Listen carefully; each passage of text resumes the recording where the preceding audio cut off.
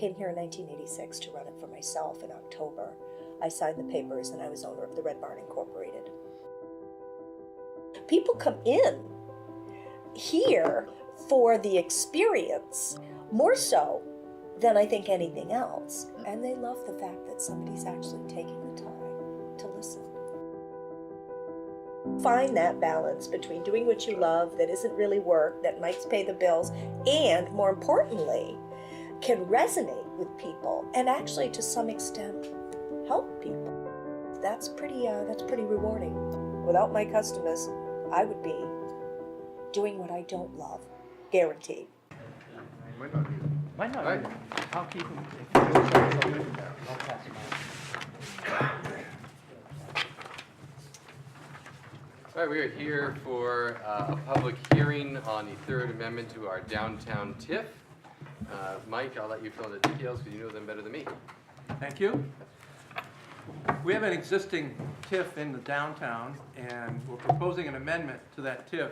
So state law requires that whenever you approve a TIF or amend it, you have to have a public hearing, allow for public comment prior to any council action. So that's what this session is about. Prior to the meeting is a time for public comment.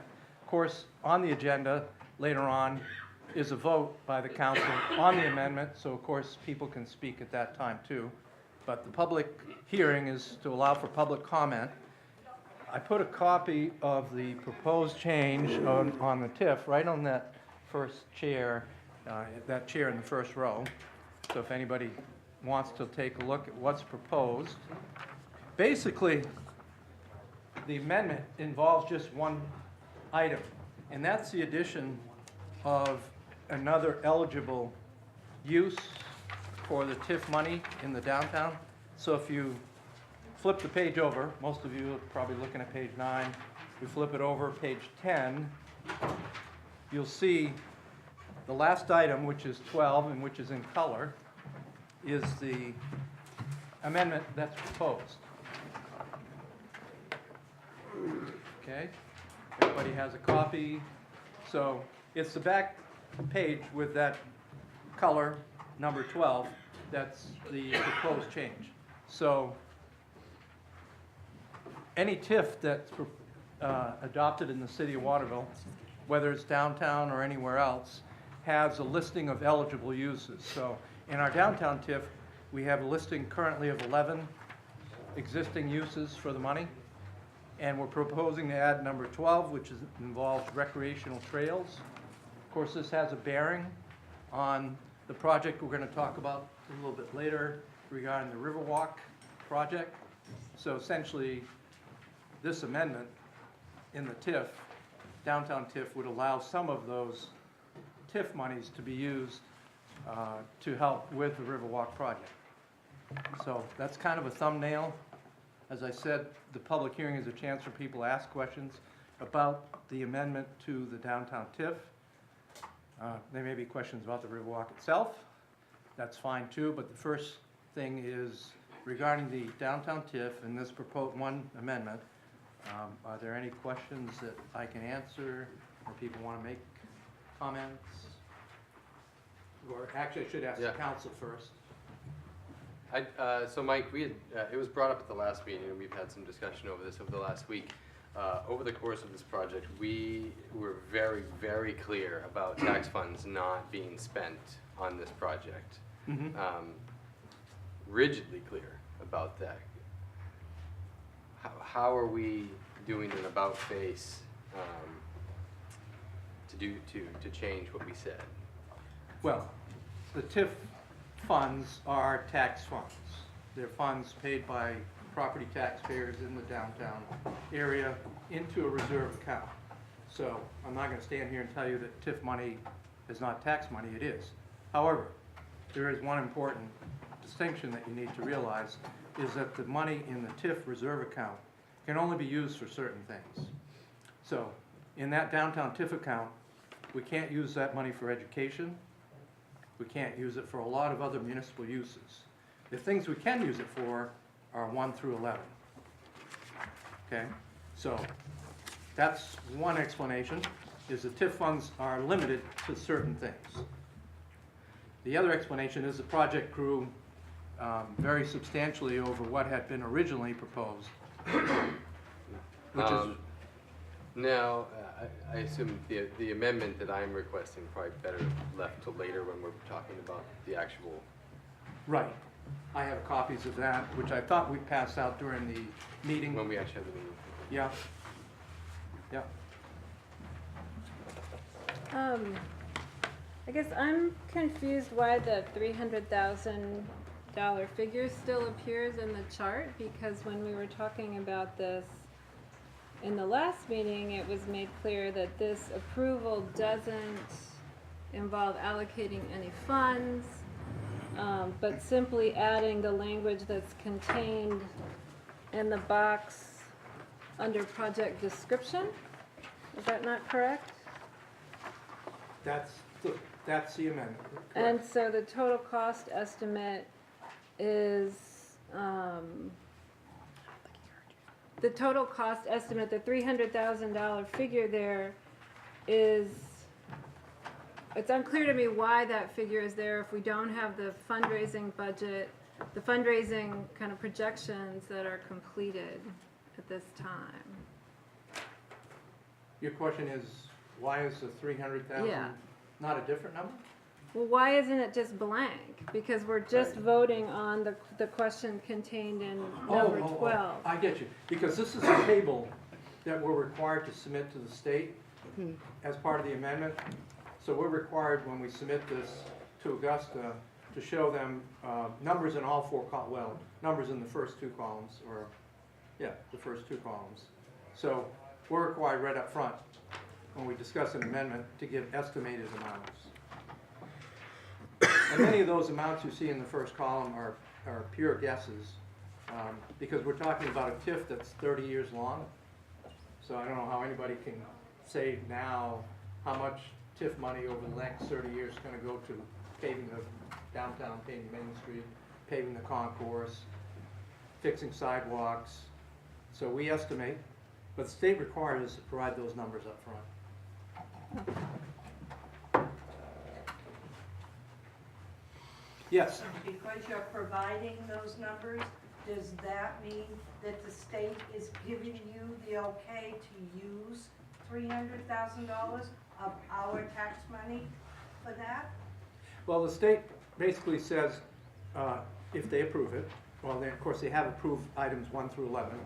What they say is that those are eligible categories for you to spend money. They don't really get into the details about how much you might spend for sidewalks or roads or trails. What they say is sidewalks and roads and trails are eligible to be funded. Tell us how much you think you're going to spend. So that's what column 1 is about. Yes, I'll Julie. go easy, Mike, I've had a rough week, so. Okay, I can take it.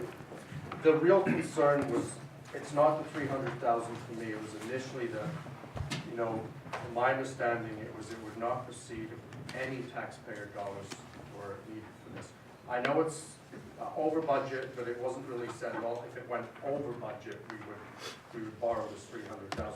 And of course, I'm gonna say it, it concerns me that 300,000 can't be used for the schools. It can't be, right? Right. And I've seen the school budget, and it's, there's a lot of needs, so Right. it's a balancing act. Yeah, But it can currently be used for debt service and parking facilities for things in the downtown district. in the downtown district. In the downtown district. That's the key. When you create a TIF, you create a district which has very definite boundaries. And then the state says, okay, within that district, you may spend your TIF money on these eligible activities. 1 through 11, we're proposing to add number 12. So it'll be a great place to build a little school then downtown. I'm not sure that would fly. Yes. It seems to me that we've spent an awful lot of time, effort, and money trying to redevelop downtown. One of the major areas of concern, since I'm on the parking committee as well, is developing the head of falls. People are afraid to be there. People don't want to be there. If we develop it, make it lighted, make it safer, it adds a whole new piece of downtown. So when you talk about parking and all these other elements, by doing that Riverwalk and using some TIF money for it, that is redevelopment and it is helping our downtown in many, many ways. I agree with you, and I think you'll see later, I will be proposing an amendment that guarantees that we will actually market that for development and actually get that up and running, because I think that should absolutely be a contingent that the city get its money back on the investment in the immediate future, not spend another 5 or 10 years talking about it. Plenty of room up front. Plenty of room up front. There's folks. always plenty of room up there. Yeah, Bruce. My name's Bruce White, and I'll wait for the. Yeah, probably a good idea.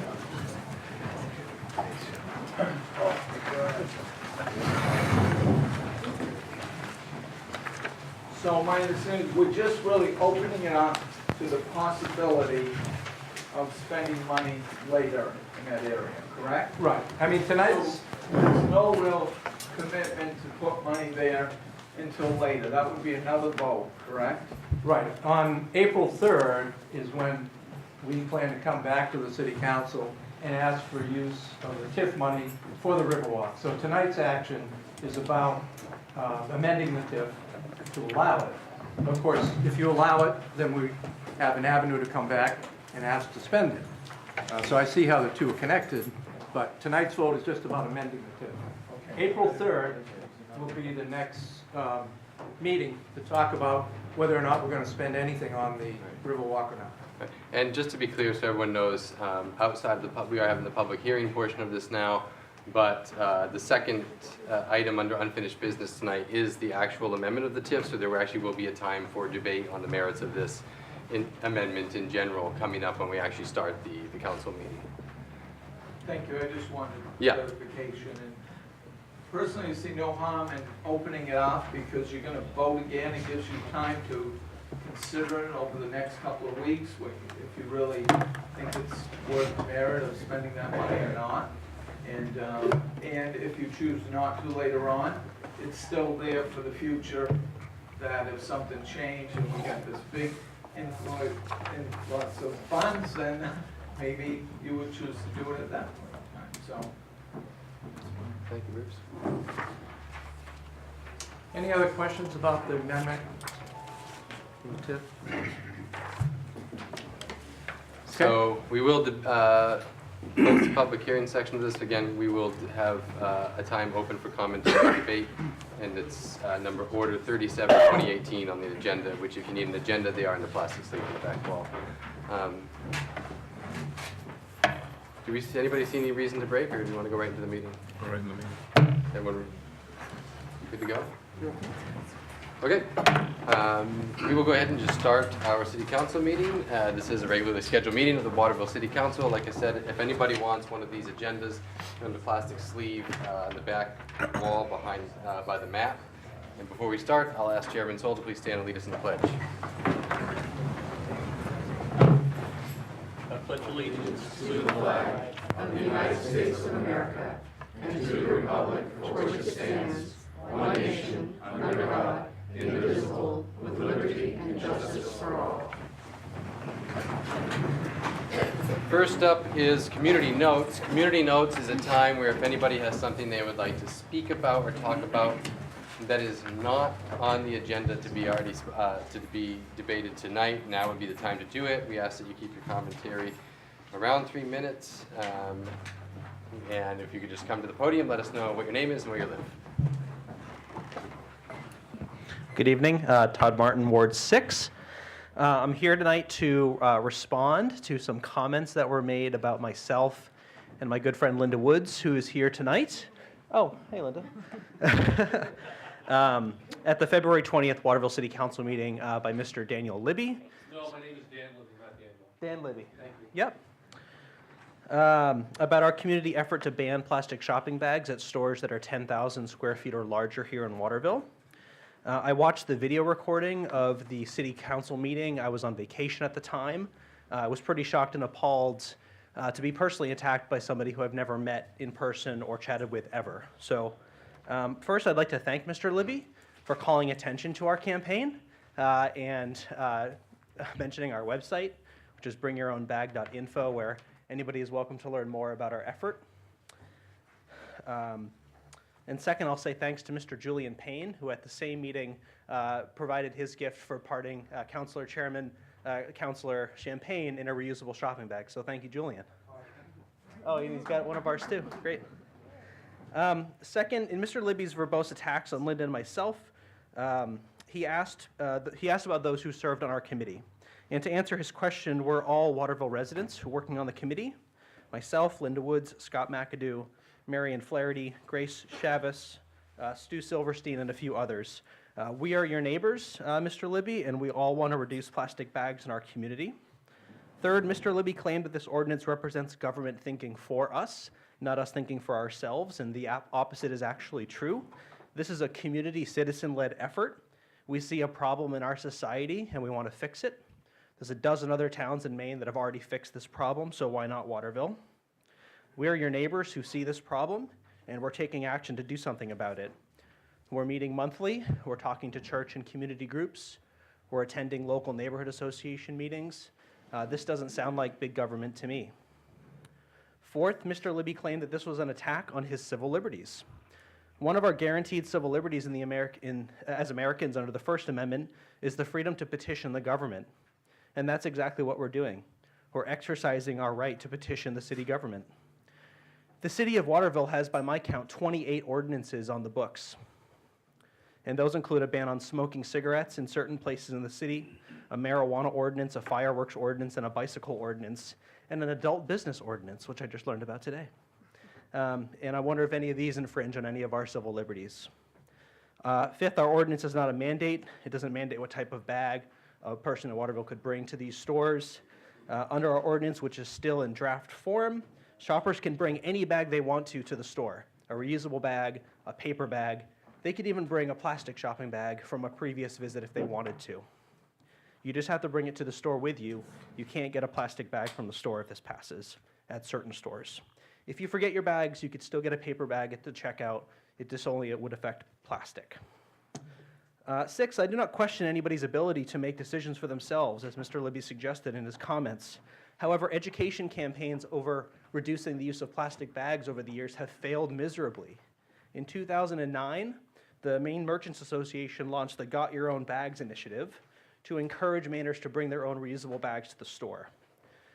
They set a goal of reducing paper and plastic by 33% among their participating retailers, and it failed very quickly and dissolved.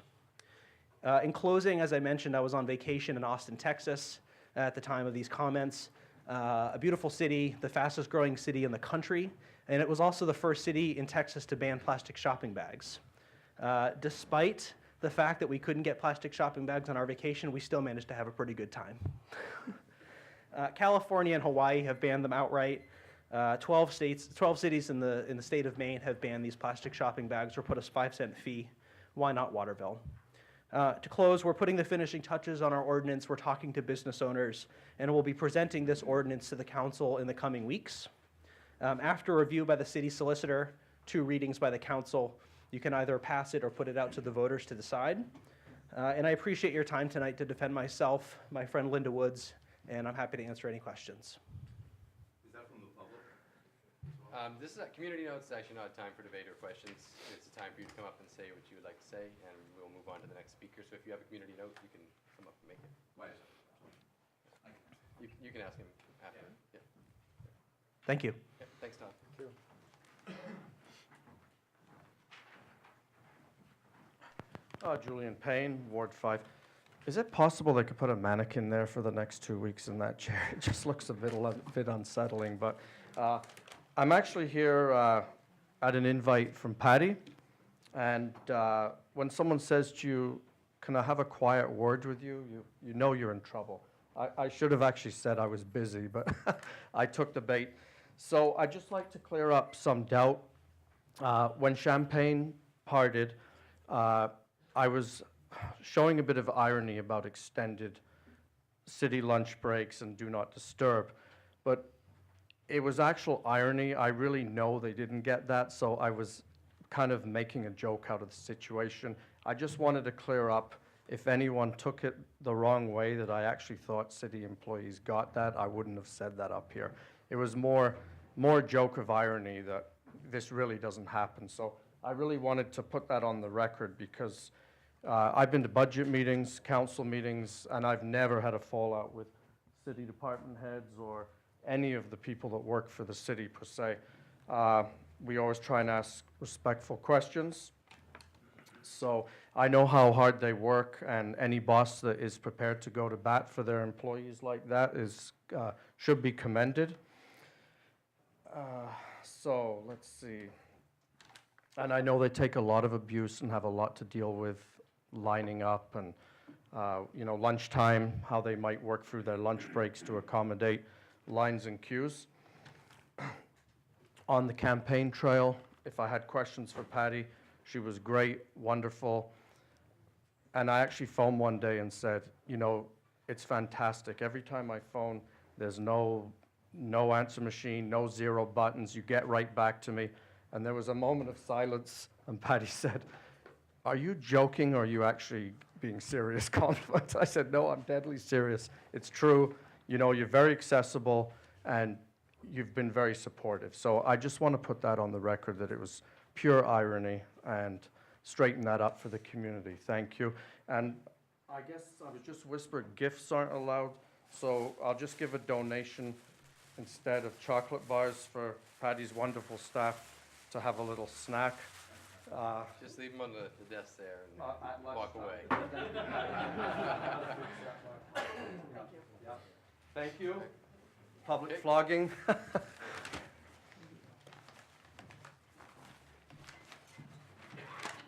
Good evening. My name's Dan Libby.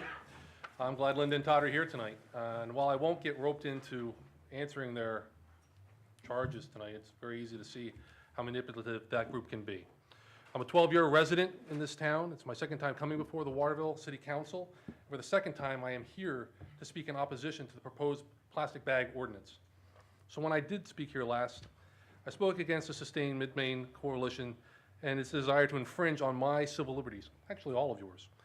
I mentioned that if a merchant were to decide to remove plastic bags from its stores, then I could choose to shop elsewhere. Not because an ordinance was put into effect, but because the merchant on its own chooses to do so. It was almost as if I could see the future. Not with plastic bags, but with much of the controversy surrounding gun laws.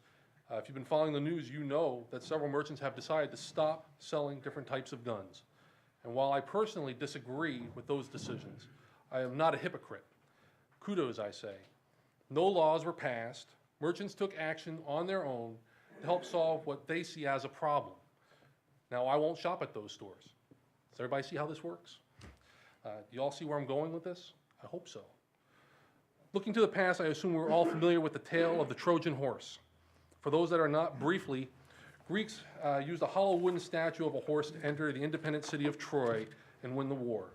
The Greeks constructed this huge wooden horse and hid inside, and a select force of men that evening opened the gates for the rest of the Greek army.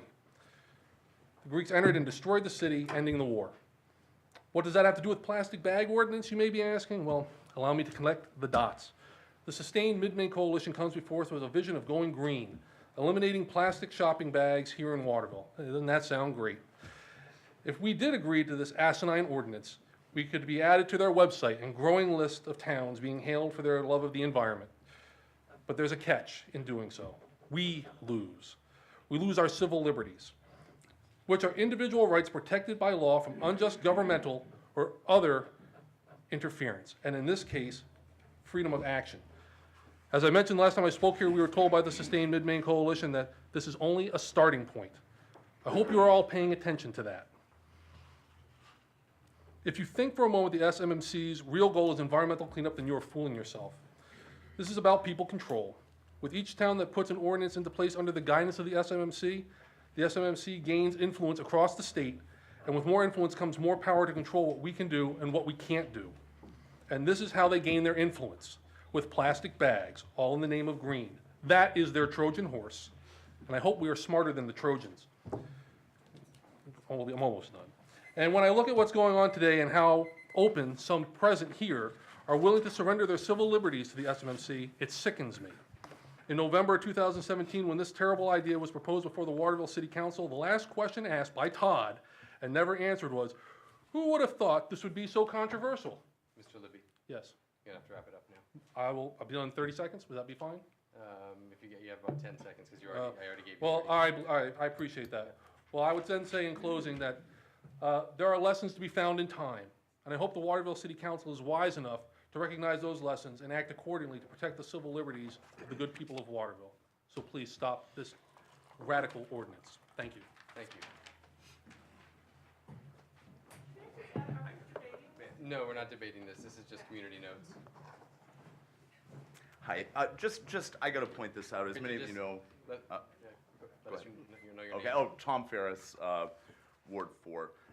As many of you know, I'm an attorney here in town, and I am running for legislature as well. But as an attorney, I often have to deal with cases involving civil rights. And I assure you that there is no civil right guaranteeing you access to a plastic shopping bag. That is a ridiculous statement. And it's a. We're not debating now. Okay, This is I Mr. understand we're not this is- debating No, it, I'm saying but- this is your turn to talk. Yeah, thank you. I think that we have to, be careful about paranoid thinking. I don't think this is leading anywhere. I don't think of it as anything different than having a 5-cent return on a can. I don't see how it's any different than that, and I'm fully supportive of that. If anyone here is old as I am and remembers the condition of the streets and the roads before we had a bottle deposit, I think most people now are happy that we have that. I don't see much difference between not having plastic bags and having a bottle deposit. But I don't think it means the end of our democracy. That's all. Thank you, Mr. Ferris. Mr. Is Silverstein? that not debate? No, the community notes is a time where Hi. we have established, we are allowed to establish time limits. And as we discovered through our legal advice council last year, I cannot limit what people say during that time because we allow it. But a back and forth would be a debate, but anybody can come to the podium and have their time to say what they want. Stu Silverstein. I'm a resident of Waterville, and I'm also part of the coalition to stop plastic bags in Waterville. And I'd just like to say it's not a civil rights issue. Sure, I'm an environmentalist. What's wrong with that? I believe in a clean environment. No one would suggest that people be allowed to take mufflers off their cars because they like the noise and they get better performance. Or perhaps we're not going to allow people to insulate their homes with asbestos because it's cheap and it's warm. And we really don't want to put lead back in paint, do we? Because even though paint will flow more evenly and dry faster. I mean, there are things that are so obvious to me. And the plastic bag issue is very obvious. You could say, how does this compare with asbestos or lead? But I have to say that the plastic bag issue is a very important issue worldwide. There's really a great deal of plastic pollution, and if we can prevent plastic bag use in Waterville, that's a step in the right direction. Thank you. Thank you. Anybody else for community notes?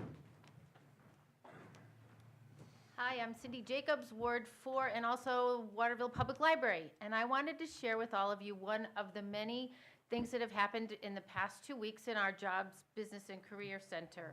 We had Harbor Freight come, and they asked to use our facility with some of our folks and some of their folks. They got applications out to 80 to 100 people. They interviewed about 70 of those people, and they hired 30. Awesome. So I just want, that's one of the many things that are happening in the Business, Career, and Creativity Center, and I thought you guys would want to know that. We do. Thank you.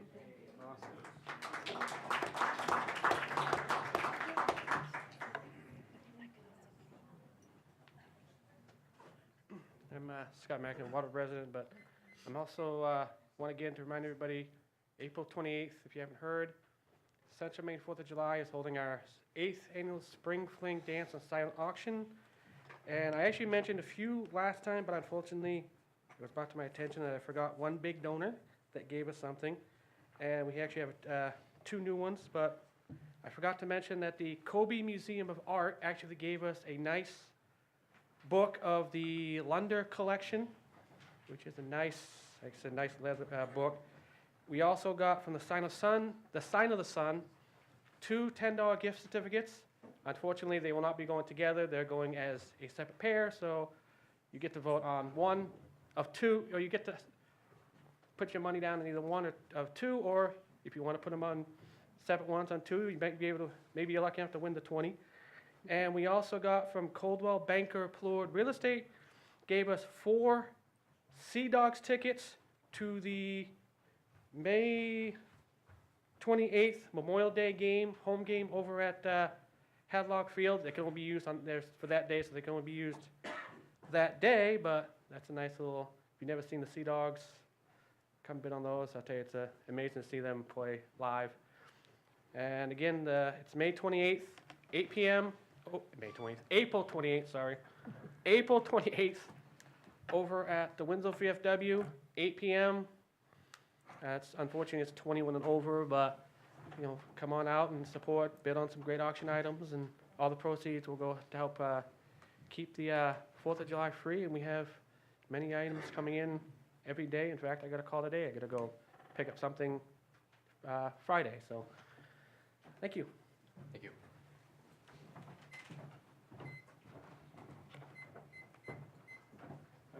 I'm George McAdoo, Scott's father. I'm a member of the Northern Kennebec Healthy Waterville, and we've asked the mayor to come. We work with the food gardens, the food, okay? We go to Bright Spots to further.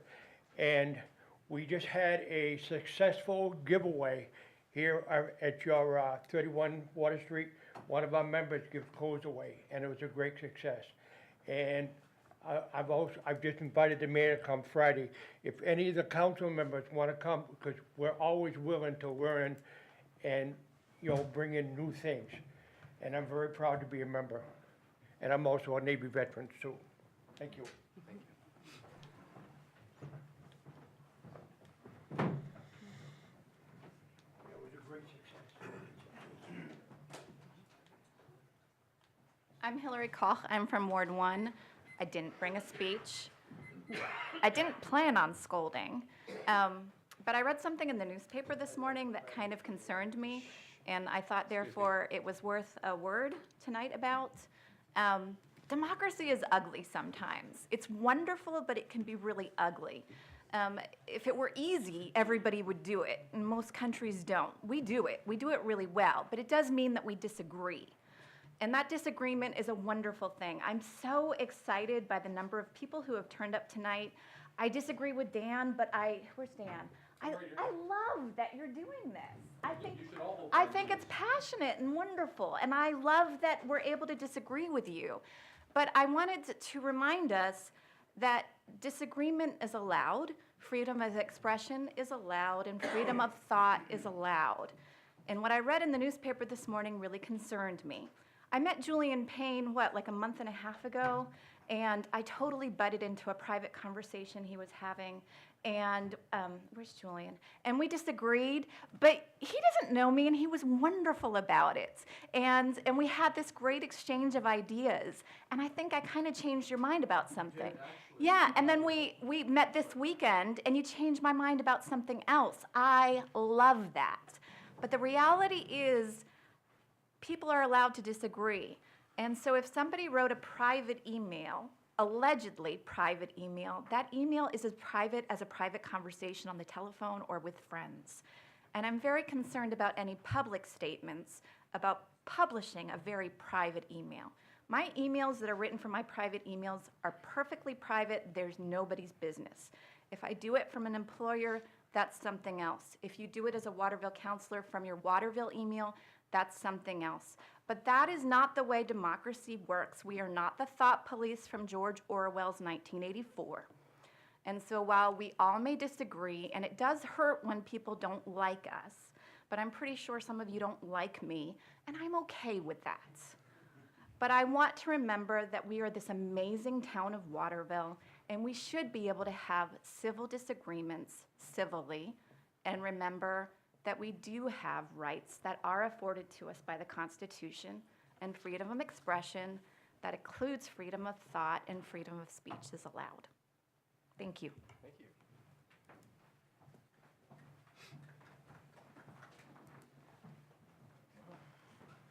Hello, my name is Phil Bofia. I'm from Ward 2.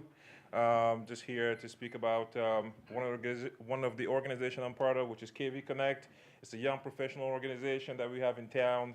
I'm sure some of you here don't know about, but we have a group of young, vibrant individuals in the community who are really looking, to drive in the fun and bring in the excitement and continue with the momentum that's happening in town. We organize an event every month that's centered around promoting a business and a nonprofit in town. We raise money for that nonprofit. This month, our event's coming up on the 13th, next Tuesday at the Proper Pig. Mr. Bill Mitchell has been a really big supporter of our organization, is helping us with this event. I'm here to invite anybody. It's called the Young Professional Organization, but it's an event that's open to any age. Feel free to come and join us. The money collected next week is going to help us sustain Meet Maine. So they get a portion of the money that's collected. We suggest donations. There's appetizers and drinks that is provided by KV Connect and the sponsor. So I hope that we will see you next Tuesday. The 13th starts at 5 p.m. It's going to be right at the Proper Pig next door. Thank you. Thank you. Okay, Mrs. Sullivan, I'll have you come on up for community notes, and this will actually conclude our community notes. This won't take long. I'm Sandy Sullivan. I am a resident of Ward 5. I don't really care what people think of me. My opinion is, I am a resident of Ward 5. The councilor for Ward 5, his resignation has not been accepted yet by the council, and yet we have a councilor, whether it is on private email, business email, I don't care what kind of email, lobbying her position to fill that. That's not right. At least let the residents of that ward voice their opinions before a resident of another ward tries to butt in and control what is going to happen. Thank you. That's going to do it for community notes. Mayor, could I just add one item before you move on? I would like to remind the public that we have a special municipal election next Tuesday, March 13th. It's the one question about the AOS school structure, one referendum question. Voting will take place at the Waterville Junior High School in the gymnasium from 8 to 8. Is this a question on the election? I know I have a question in general about it, if that's finished. Sure. Thank you, Mr. Mayor. I just would like to know, I understand that this is not a matter for debate. How can we bring it to a debate? It will be when there's an ordinance proposed. Thank you, Mr. Mayor. You bet. It would definitely be up for debate at that point. And until then, as with other things, people are more than welcome to come to community notes and share their thoughts on both sides. Next, we're going to have the disclosure of conflict of interest. I'd just like to ask if any counselor feels they have a conflict of interest in voting on any of our agenda items tonight. Resolution 44, 2018 involves my a liquor license for my employer, Colby College, so I'll be abstaining. Okay. Same. Okay. All right, next we have the approval of the consent agenda. Could I get a motion to approve the consent agenda? Second. All in favor? Unfinished business, order 36, 2018. Move to read by title only. Second. All in favor? An order providing for appropriation of funds for airport development. Move to adopt. Second. Any discussion? All right, can I get a roll call, Patty? Counselor Sol? Yes. Counselor White? Yes. Counselor Lessing? Yes. Counselor Mayhew? Yes. Counselor Tate? Yes. Counselor Dupont? Yes. So those 6 in favor and 0 opposed. Next is order 37, 2018. Move to read by title only. Second. All in favor? An order providing for a third amendment to downtown TIF district and related development program. Move to adopt. Second. All right. So Mike, do you have that language? I do. I'll pass it down. Okay. There's been a lot of discussion about the approval of this TIF amendment. My opinion has been that if we are even discussing any use of TIF funds whatsoever for the Riverwalk, The reality is, the people of Waterville sank $1 million into the ground down ahead of Falls. We've been talking about this for 10 years. And I think any movement on use of any kind of city vehicle to further this project needs to include some kind of immediate guarantee to the taxpayers that there's a return on that investment in the immediate future, and that property be put up for sale. So,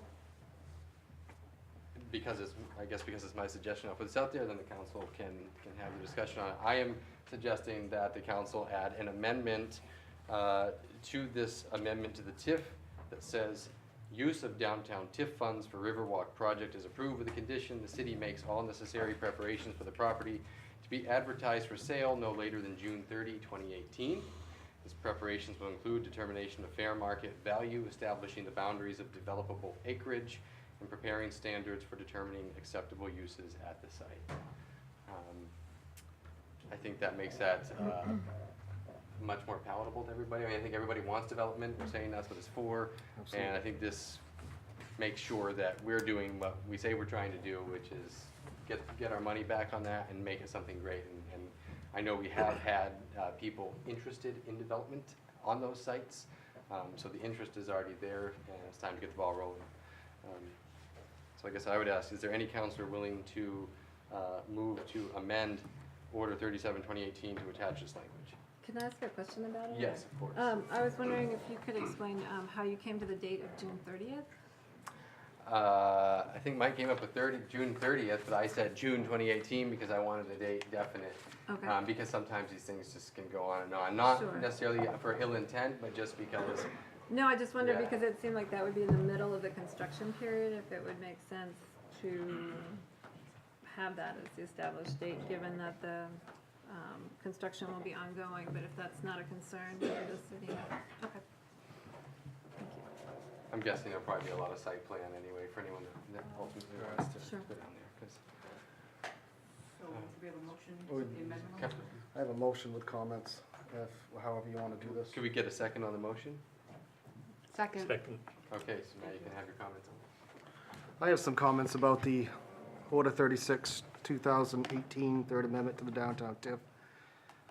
As a board member of the Tax Increment Finance Committee and the Riverwalk at Head of Falls Advisory Board, I am very excited to support this amendment to this fund that will assist this community in making the groundbreaking and finality of this ambitious economic, educational, and recreational Riverwalk area that will encompass vast quantities of inherent beauty, culture, curriculum, diversity, and historic awareness of significant proportions.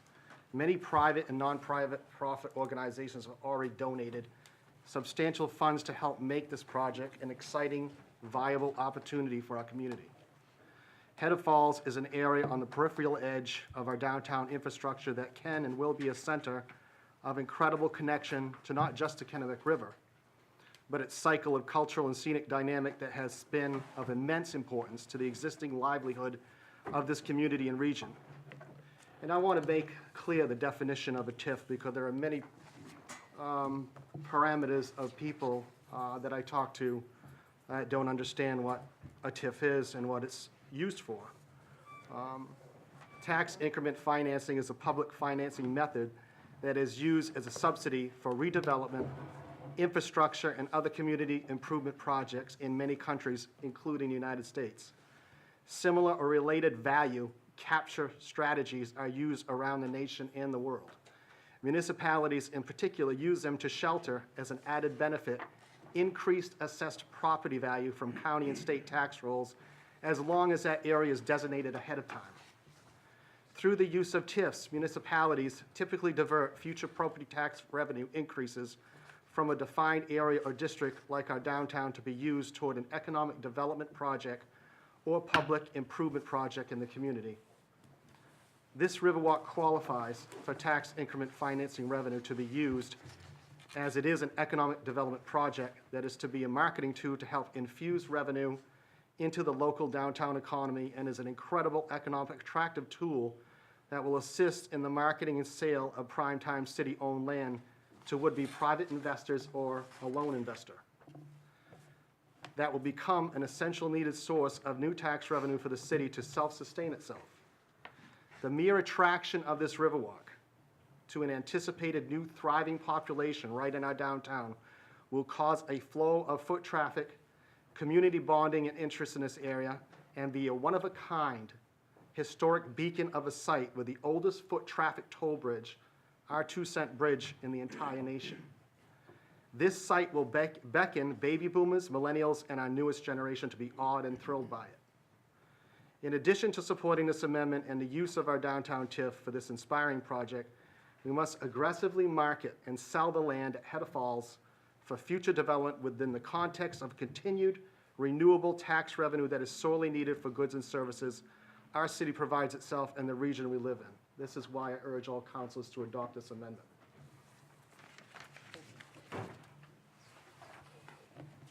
Council.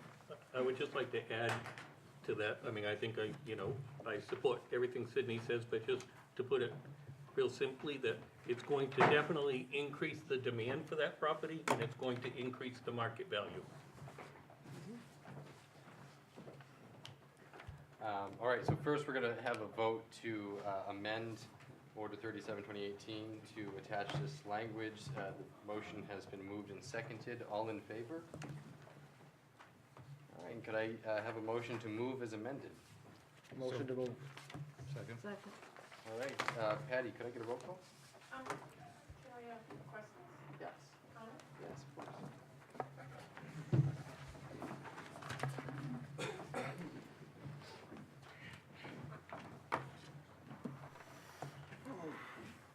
Karen Heck, Ward 6.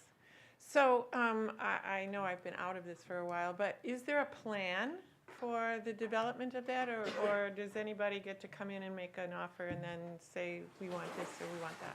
Part of what has to be done before the June 30 date is standards for determining acceptable uses at the site, which would include anything from building materials to what kinds of businesses, whether it be like any other commercial zone, or whether it's mixed use, whether there could be residential, could be mixed use residential and commercial.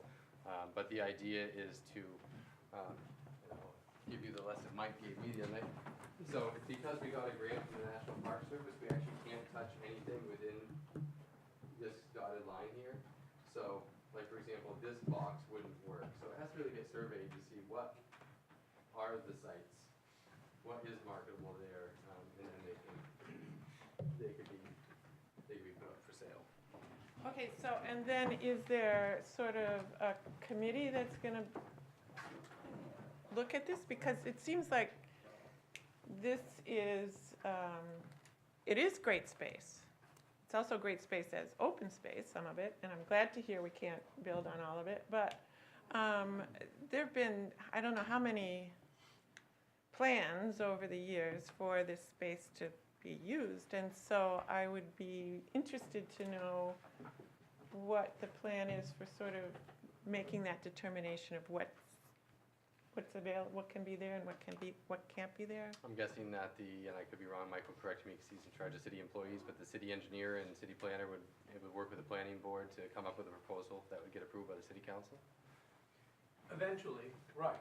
I'm open to any suggestions that people want to talk about with standards. I think it's very, very important that whatever happens there be, highest and best use of the property, because it's going to be there a long time. So, I think we have to be very careful. I agree. Yeah, very careful. Yeah. So, I think what I'd like to propose is that we come up with a set of standards and make it known to everybody, and then have a debate. Do we want, I think what we end up wanting here are masonry buildings instead of wood buildings, but I could be wrong. I don't think we want a casino there, but I could be wrong. So we would agree. Can you believe that? I think the reality is, because everyone knows we put $1 million in the ground there years ago. Everyone knows it's a really valuable property. If the purpose of putting TIF funds there is to increase the value, what I'm saying is the only way we should approve that is if that value is going to be recognized by actually pursuing the sale and development of those lots. I'm great with that, but I want to see what a plan is for what we say we're going to, because as Mike said, I don't want to see a casino down there. And there are things that I don't think we want as a town, and I think that the town should have some discussion about that. That's, We have till June 30th.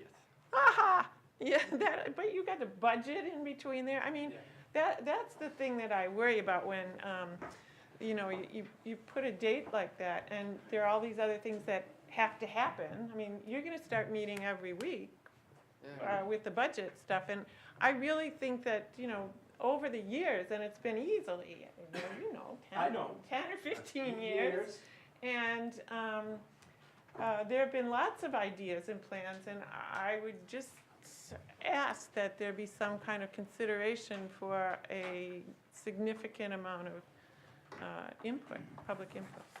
What we can certainly have at one of our council meetings, probably in May, is a workshop session prior to the actual regular meeting, where we can talk about uses and how this might be developed. Okay. With the idea that there's a possibility that it could not happen June 30th? I mean, if there's some There would have to be agreement? another vote at that point, because this is getting approved with the condition I think that's the for only, sale. the thing about the June 30th is that we would be ready then to say to a broker, we have property for sale, we'd like you to list it, and if anybody comes along, we're now ready to talk amongst ourselves about what kind of uses we want, and maybe some that we don't want. So Shouldn't we're we just do talking about that listing. first, though? The reality is, I think market forces are gonna drive, I mean, the market, We're gonna do that. we have some lots in this city that we've said that we don't want certain kinds of businesses, even though that's the kind of business that the market chose for that business after 10 years, and if you look at those lots, they're still sitting empty. I'm guessing, you start listing those with a broker, you're gonna see what ideas come in. But I don't think it has to be totally rigid or set in stone. I think the city can. I don't think it has to be set in stone either. Before we sell any lot, before that sale goes through, there's gonna be a debate on each sale. Right. Yeah, but wouldn't it be nice to have like a plan? We're gonna have a plan before we list it. Excellent, that's what I wanted to Oh, hear. yeah. Okay. Yeah. All right, Yeah. thank you. Ideas. Is there any other questions or comments? All right, could I get a roll call now, Patty? Yes. Counselor Sol? Yes. Counselor White? Yes. Counselor Lessing? Yes. Counselor Mayo? Yes. Counselor Tate? Yes. Counselor Dupont? Yes. Vote is 6 in favor and 0 opposed. Next, we're gonna move on to new business. We have ordinance 39, 2018. An ordinance providing for amendment to zoning be it enacted by the Waterville City Council acting as municipal officers, that Appendix A zoning Article 2, Section 2.1.1, the official zoning map dated April 6, 1999, and the written description of zoning boundaries dated July 6, 1971, be and hereby are amended as follows. 1921 and 23 Summer Street, Assessor Map 44 parcels 220, 221 and 222 are rezoned from residential D to contract zone district commercial A, and that the conditions of the contract are that 1, a financial institution is the only permitted use of the property, and 2, the dimensional requirements of the transitional district apply. Move to adopt. Second. Is there discussion on this? All in favor?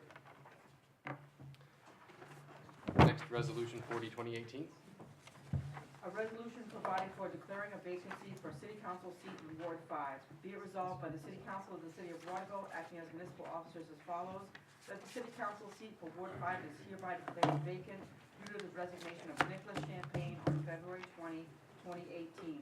Be it further resolved that the city clerk is directed to advertise this open City Council seat and request all interested applicants submit a written statement of interest to the City Clerk's office by 5:00 p.m. on Thursday, March 29, 2018. Move to adopt. Second. Is there any discussion? Just for anyone that didn't miss it, so that means for Nick Champagne's seat, the City Council will be taking applications that will be turned into the City Clerk's office up until March 29th. So that's the cutoff day for anybody that would like to apply for that seat to represent Ward 5 on the City Council. All in favor?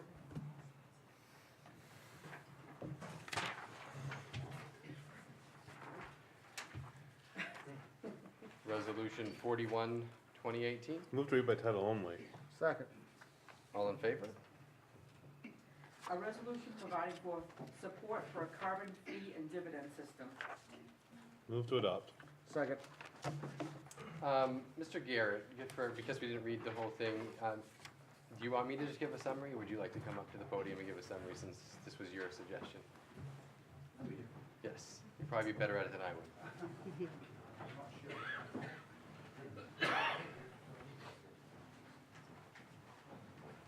For those of you who don't know me, I'm actually from Winslow, not from Waterville, but thank you for inviting me here.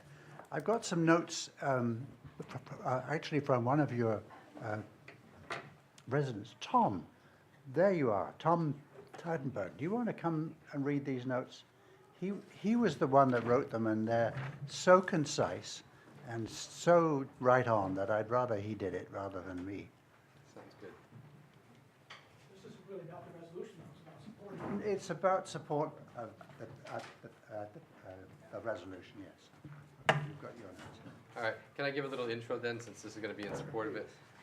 This is a resolution that the council is going to be voting on to endorse a carbon fee and dividend system that would levy a fee at the extraction point of fossil fuels or port of entry into the United States, with the monies returned to households as a dividend.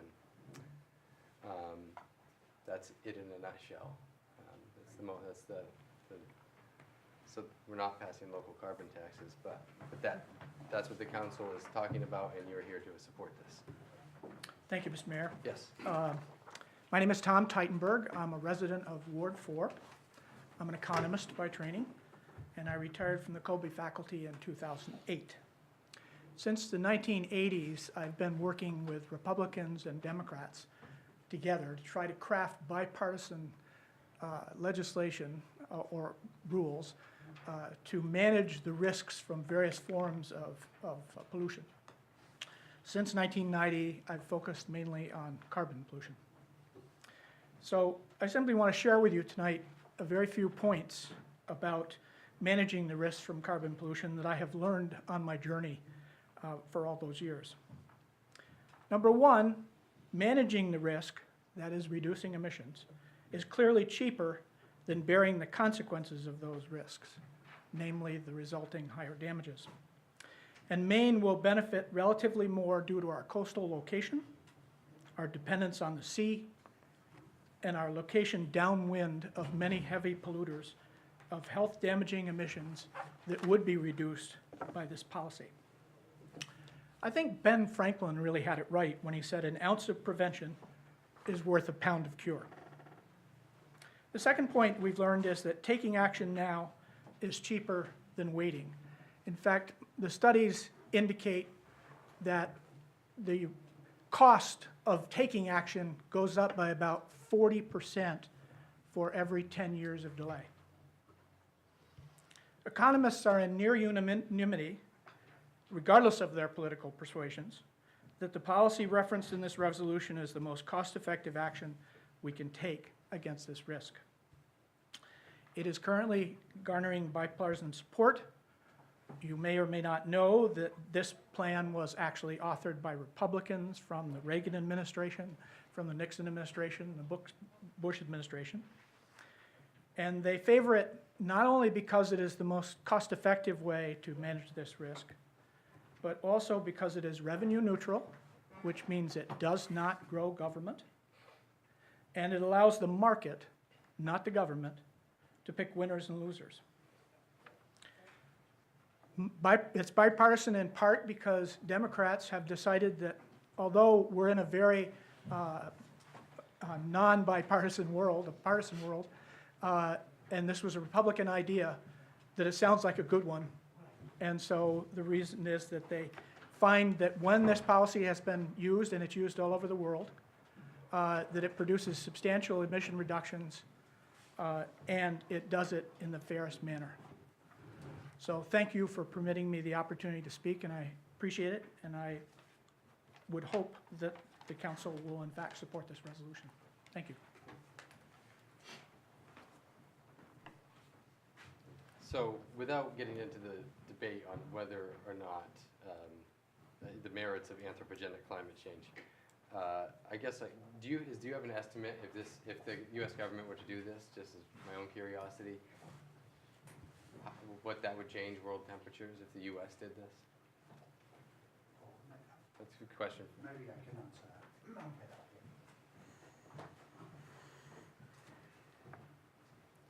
So, you asked if the U.S. were to do it as if it would be only a U.S. kind of a policy. Right. Okay. In fact, many countries worldwide are considering various proposals for pricing carbon dioxide emissions. And tell you the truth, I don't want the U.S. to be the last in that game. I'd much rather America were actually a greater gain rather than later gain in this particular thing. With this particular proposal, if the U.S. were to pick it up, it is likely that the U.S. being the largest economy in the world, and with one of the particular aspects of carbon pricing here, that is that there is a tariff against those countries that do not have a carbon pricing, that pretty soon the whole world would have it, would have some kind of carbon pricing. So the answer to your question is that the U.S. would not be at a disadvantage, and in fact would be at an advantage, because with the price of carbon fuels going up, the relative costs of them compared to any kind of cleaner option would be greater. And so new industries would come along, and it's been modeled that actually the economy would grow under this proposal. But I guess my question wasn't about the economy. What would the temperature change be? Oh, the temperature change. Well, we already have quite a temperature change, and frankly, we don't know where that temperature change is going. At the moment, the temperature change over the decade is going up. So this last decade, the temperature change was a greater rise than it was in the previous decade. So I would say that what we're trying to do is to level it off, rather than, I think your question is, would we be able to decrease the temperature change? Is that what you're asking? Right, right. Yes, well, we're trying to level it off. That would be the effect. So we don't know if this would change the temperatures or not? What we do know is that we have seen that the increase in carbon dioxide in the atmosphere is actually 45% more than it was before we started burning carbon fuels. And that has been associated with a considerable increase in temperature, and we expect that to go up the more carbon fuels we burn. So it's a little bit of, I'm answering it by noting what would happen if we don't do it. It is a risk. Right. Okay? Thank you. Is there any questions or comments from the council? Yeah, I want to give recognition to Peter Garrett. I met with him privately on this issue, helped facilitate him in the way he was going to present this to the council. Same thing, I met privately with Tom Teidenberg. Have enormous respect for him as well, the thoughts and the planning, and I became a very active listener to this, but I wrestle with this because I dived into this and I studied it from the bottom up and have some comments, I guess, about it as far as this is concerned from a business standpoint. So I want to recognize them for their hard work and helping them bring about and present this to the council. But at the same time, I told both of them that I will do some investigations on my own and look into it and see what I think about it privately without obviously giving them a nod from me individually. This is what I have studied and looked at. The avocation for carbon-based fee and dividend program that would supposedly help violating businesses, companies, corporations, and industries to reduce and/or eliminate dangerous carbon emissions into the air, ultimately state by state, nationally and internationally. This tax and distribute plan was led by, obviously, what we know, elder statesman James B. Baker and George B. Schultz, and yes, they were a bipartisan group and Republicans involved. Their plan, like all others, begins with a large revenue-producing tax, in this case, a tax on carbon dioxide emissions that would supposedly put America in the driver's seat of global climate policy. The true intent is to lower carbon dioxide emission pollutants into the air that are being deemed harmful to our environment and causing climate change well beyond our borders. The problem is that applying a new powerful tax on companies, corporations, and industries further harms the entire company in the case of business diversification, expansion, sustainment, and viability long term. This proposal appears to some as shrinking the size of government when it actually really increases it in the size in additional regulatory fashion. Obviously, if you have more regulation, you hire more people for the government. Other features of the Baker-Schultz proposal are border adjustment for carbon content, requiring tax rebates on exports and fees which are known really as tariffs on imports from countries without comparable carbon pricing policies. So countries not in compliance with what we institute would be subject to fees at their expense and discourage trade, which again affects our economy. The need for awareness of global climate change is captivating and real. I support environmental codes and regulation of known perpetrators of unethical toxic chemical pollutants. The message, though, to our private businesses and enterprises has to be of a conciliatory and collaborative mutual recognition that we as an institution of government must work side by side in providing finance-based incentives to those that can and want to convert to more earth-friendly, efficient fossil fuels. Some would say this system of carbon tax and dividend would strengthen the economy, help working-class Americans, and promote national security, even all while reducing regulations and shrinking size of government. But in context, it would materialize a powerful new tax on the national economy and distribute proceeds to delighted households, so it is said in a mirror of truth or not.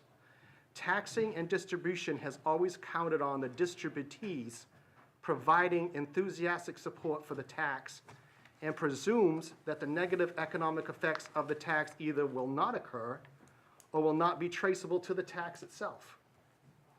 I would like to be a government of mutual cooperation and problem solving without the threat of imposing a monetary fee upon an establishment that contributes to a local, state, and national economy.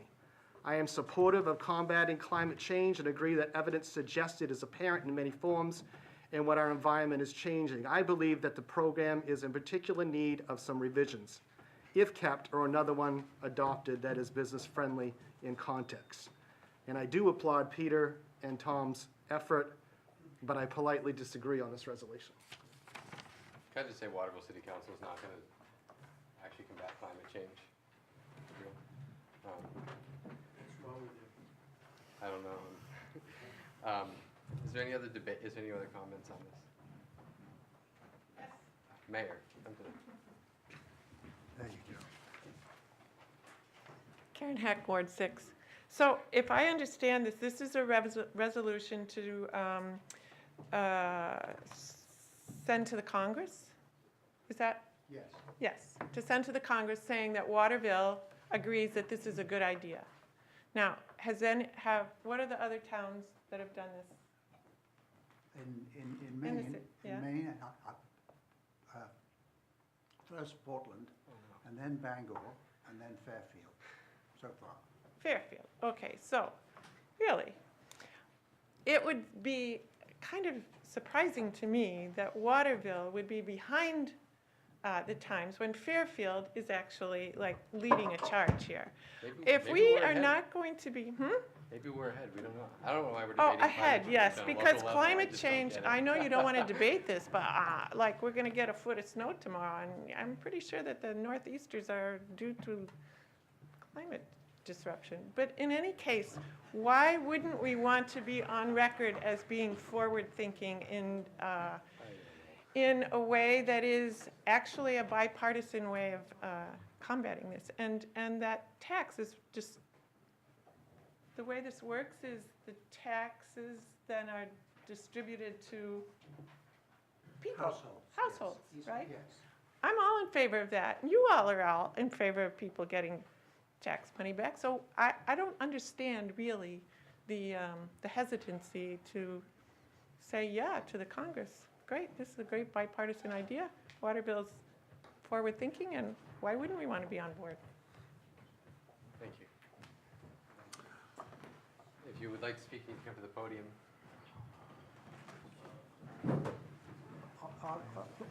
Actually, okay, while he's coming up, Mr. Mayhew, thank you for your comments. Okay, and in one of them, you were talking about finance-based incentives. This program does away with any kind of a government-organized effort like this. The way it's supposed to work is it gets to encourage a business to get on to a way of doing its business without the use of carbon fuels, to cut its emissions. But it's some incentive.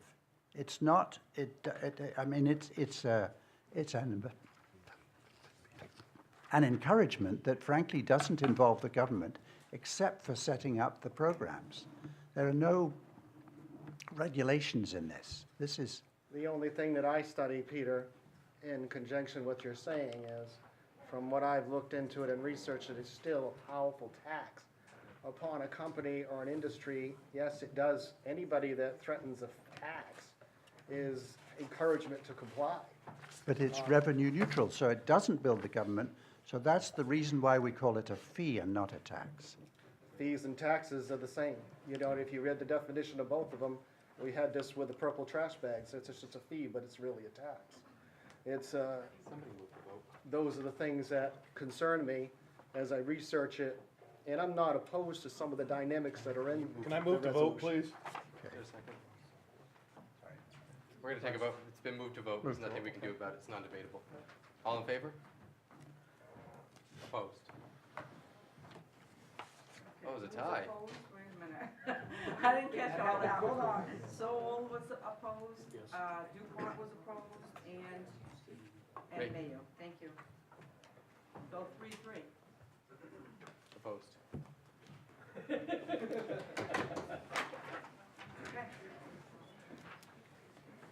Next, we have Resolution 42, 2018. A resolution providing for creation of Housing Study Committee. Be it resolved by the Waterville City Council acting as municipal officers as follows.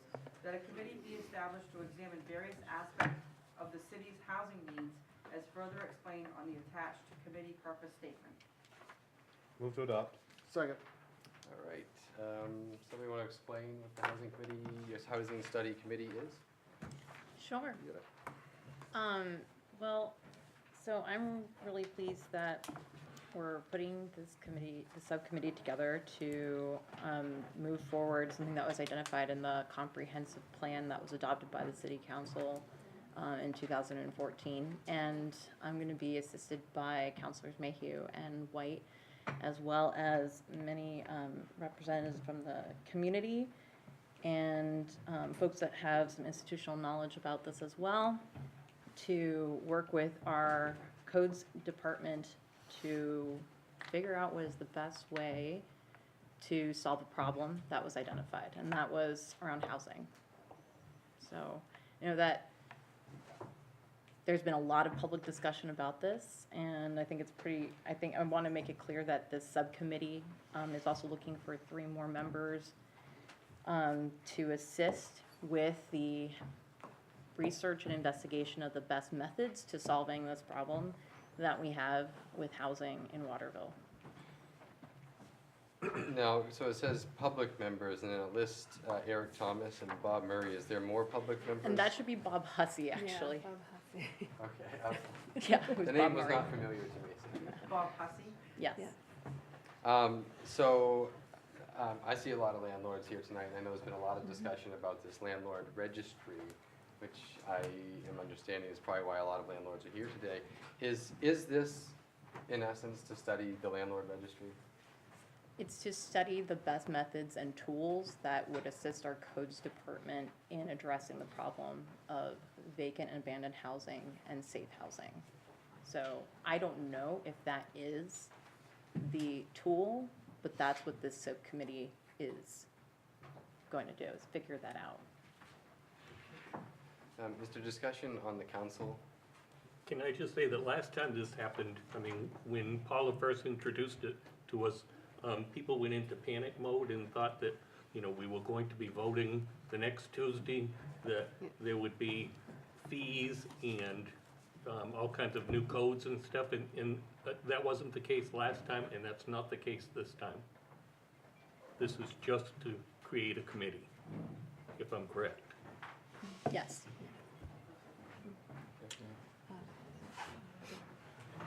And I also want to reiterate, because I have talked to many landlords. I have landlords in my ward, and along with everybody else has some.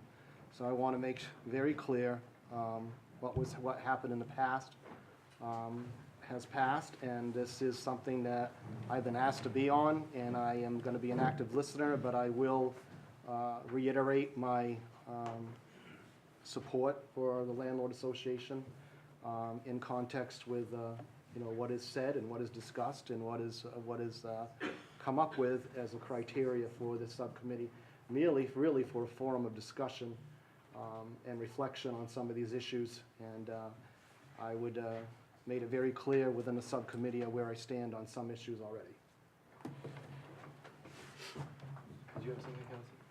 Oh, I just wanted to say that I've had the opportunity to attend some of the public meetings that have been held. They've been at times contentious, well attended. I think there's a shared agenda of improving the housing stock and ensuring that issues with abandoned housing are dealt with. I think we've made a lot of progress with that in the past months, I guess, with the new code enforcement officer and being able to keep on Garth part-time. So I think there's a lot of exciting forward momentum, and I want to reiterate what's been said here, which is that this is a space for representatives of the council to come together with the public, with landlord representatives, with Waterville Housing Authority to really study the best way to move forward. This is not an issue that has been kind of pre-decided at all. This is very much a study committee, and I'm very grateful to my fellow councilors who've agreed to serve on the committee,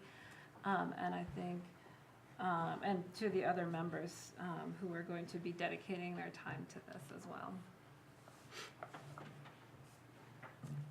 All right, we will open it up to questions or comments on the public. Tom Nail, Ward 1. My understanding about this is just kind of what I read in the newspaper, and then what I have heard is that as part of this committee, one of the things that may come up in front of them is the idea of a landlord registry. And I've got no problem with the city having whatever codes that they need to have. I mean, our units are regularly inspected by the fire department. We have several tenants that are Waterville Housing tenants or KBH tenants, and those are subject to their own separate inspections. And we want to do everything we can to comply, and we want to do everything we can to keep our apartment units safe.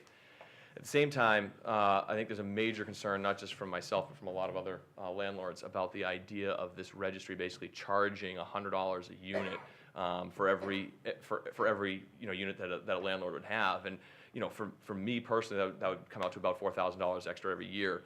And there's really only, I can see only really two ways that money is going to work itself out for most landlords. Way number one is that those dollars are not going to go back into those buildings. And I think that one of the reasons that this committee is being formed in the first place is because there are some buildings that are probably run down in a derelict condition.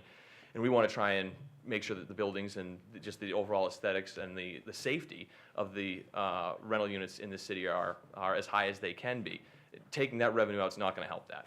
The other concern, I think, is that for me personally, My tenants are not in year-long leases. So if this registry were to happen and this basically fee or tax were to be enacted, probably somewhere in early November, I'd send notice to every tenant that I have, and it would basically say, look, on January 1st, we're going to need an extra $100 for that one single month, and then you guys will go back to your regular rate for the rest of the year. And I think that the idea behind this registry and behind this committee is to do what we can to probably help a lot of the tenants in this city, because a lot of the tenants in this city are subsidized, or they're lower income, or in some cases they're just no income. And passing that fee off on them, I think, undermines the whole theory of the registry in the first place. And that's what's going to happen if that fee is enacted.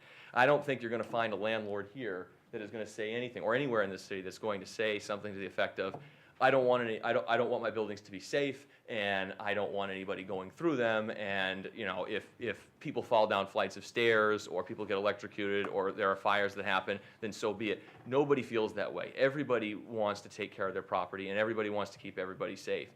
But at the same time, the idea that you're going to create an additional tax that really is almost punitive, in the sense that is being directed at a very small section of the city. We do not have a tax on grocery stores so that we can create an additional task force to make sure that the FDA regulations for the food in that grocery store are being properly upheld. There's no reason for us to do the same thing in this situation. Thank you. Thank you, Mr. New. Good evening, everyone. I'm Lindsay Burrell. Before I get started, I'm a business owner and landlord within Waterville, but more importantly right now, I'm the president of Central Maine Apartment Owners Association. So if you're here with a sticker, if you wouldn't mind standing up just to show everybody how many folks we brought out tonight. Thank you, guys. So we were a little organized about this. We're going to spare you some time, hopefully. We kind of each took a tiny facet of what we wanted to do to streamline this. This whole thing can get really long, so hopefully this works. So like I said, my family owns and operates Brown House Properties, and I'm affiliated with the association. Felt it very necessary tonight to come down here to speak about the landlord registry, the task force committee in general. And also shed some light on some, I guess you could call it, intricacies of our industry. Naturally, in any business, as expenses increase, it just trickles down to the consumer. Unfortunately, like Tommy mentioned, the consumer in this situation is our tenant. And oftentimes, these folks struggle just to pay the rent that is already established. In the talks that we've had with the landlord registry in the past with CINA, we've heard the casual comment, you just raised the rent $10, right? So I guess $10 is sort of one of those things where it means different things to different people, right? So $10 to some people is a drop in the bucket, it doesn't even matter. $10 to somebody else, maybe diapers for the week. In regards to that, there's also the burden of administrative costs when we talk about these inspections yearly. So our admins out front would have to schedule this with the city, schedule it with our maintenance techs or our managers who will go with them to the inspection. And also per Maine state law, we have to notify our tenants properly of these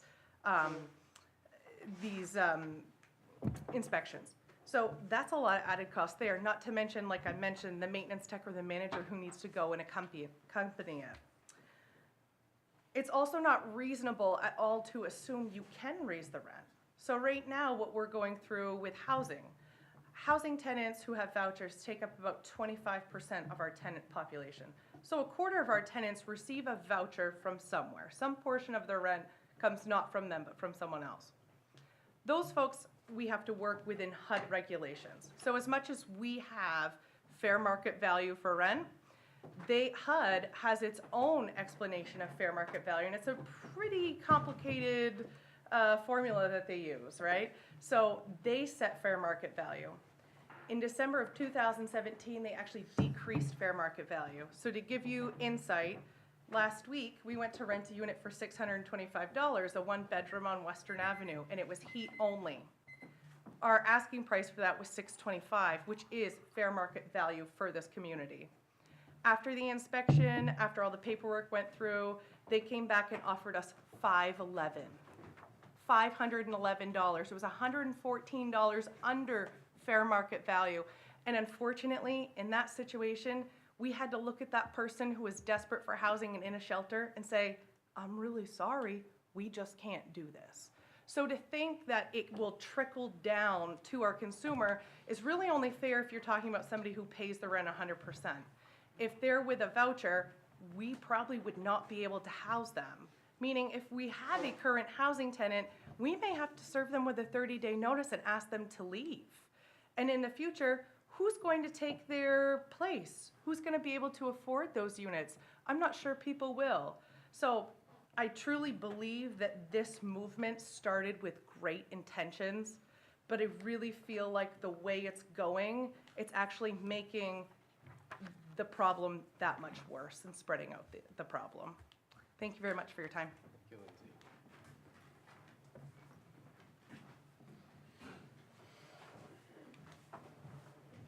Good evening. I'm Sherwood Booker, co-owner of Brown House Properties, along with my wife and family.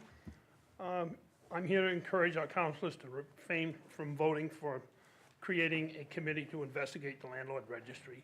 The reasons why I cannot support the registry will be short and sweet.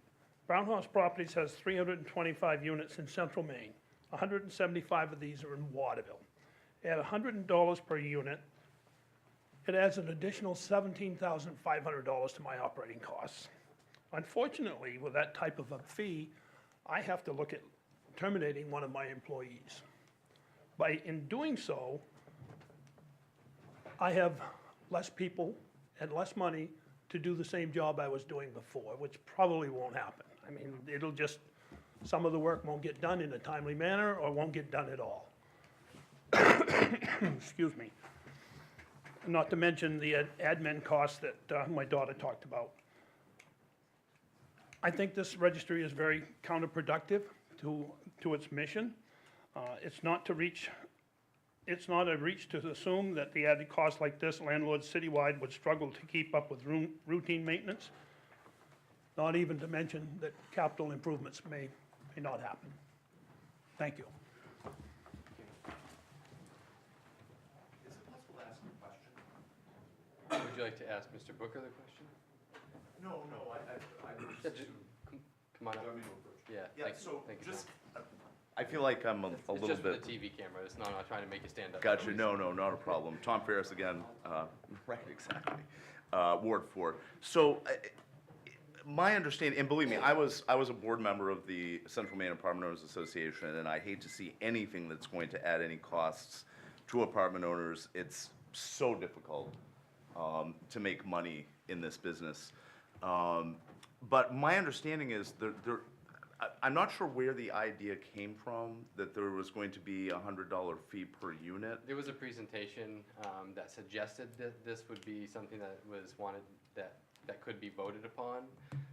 But that's nothing that anyone has Well, not yet, but I even think discussed. that. That is correct. But I think we have established that the landlord registry is something that will be investigated by the Housing Study Committee. Okay, and the second question I had is, when this committee was proposed, wasn't it initially proposed to deal with the buildings that were abandoned in the city? Because I thought that was going to be the main focus of it, and I'm thinking that. Well, that was part of it, because I know Councilor Mayhew and actually Councilor Stubbert way back had an Right. abandoned building ordinance. I think those.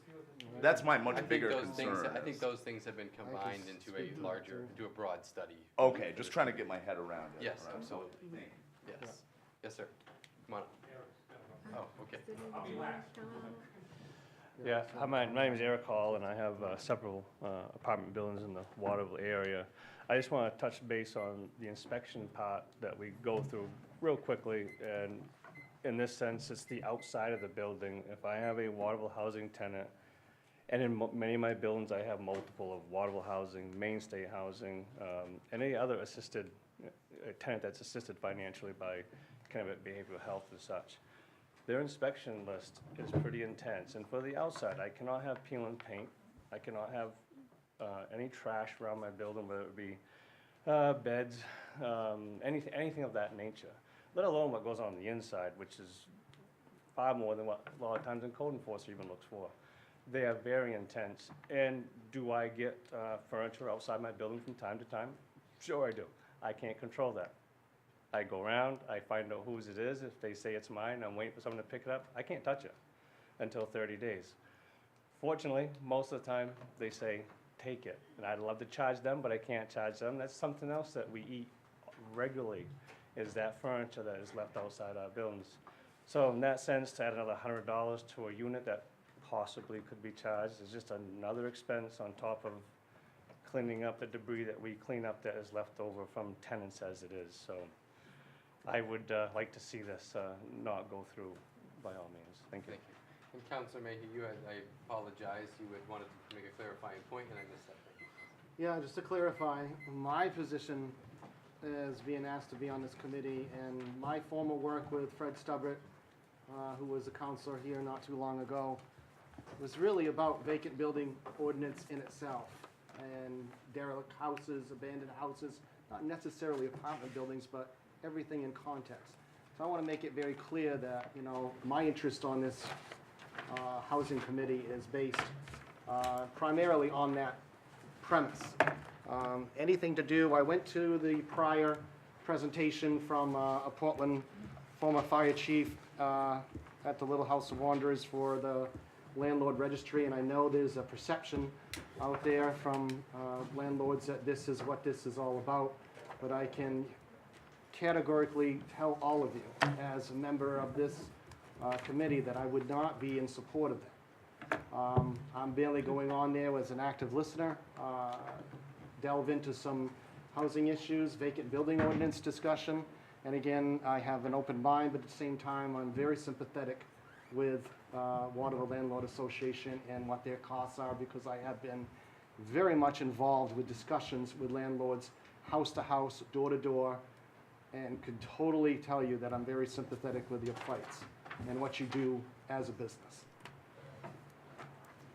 Thank you. My name's Chris McMorrow. I'm a landlord in Waterville. We have about 65 units currently.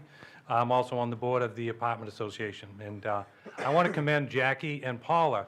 I was part of the first talks in the South End. For several meetings. For several meetings, Yeah, that's several. correct. And my interest, of course, we heard the $100, we all freaked out. We had 63 people there that day on a very hot Saturday afternoon that got even hotter when we got all inside and listened. But we got a little subcommittee going, and we tried to figure out, my goal was to figure out what the people, starting this wanted to get out of it. And what I heard was, just wanted to clean up the South End. They wanted to take care of abandoned property. You wanted to do things that made great sense. But I don't know what happened. I wasn't invited back. So there's a new committee. The last committee was canceled, to my knowledge. But anyway, moving forward, I think if you do have a committee on housing, you really ought to have somebody from the apartment owners there, association, that would give the other perspective. More members. Okay, Be and on then, it, Chris? what's that? You want to be on it, Chris? If no one else will, I'll do it. But I think it's important to get the other perspective. The other thing I want to say is that what I got out of that was all registry. It was all about the registry. So my information that I've had out of those meetings was all about getting that money to pay more code enforcement to come inspect our buildings more. That's where we're all hot under the collar, period. But I want to say, moving forward, if you have a different committee, I'd be glad to partake in that. But what I'd hate to see is a registry that charges. Colby is doing wonderful things in town. It's great momentum. Values are going up. People are calling the apartment owners wanting to buy apartments. Let's not put a kibosh on that. A registry and these extra fees would be terrible. We heard Eric talk about the different inspections we all go through, and Tom talked about that. The code enforcement and the assessors already have the information. If you want to have a vacant building, it should be at the tax assessor's office. We don't need another program to do that, in my opinion. And a lot of our members have 1 or 2 units. So if you're going to start having one more thing for this mom and dad who have 1 unit above their house that they rent out to do this extra expense, it's just not needed. So, and Tom also hit on the cost being directly handed down to the people that need it the least, an extra expense. So thank you for listening to me. Any question, I'll be glad to answer. But thank you.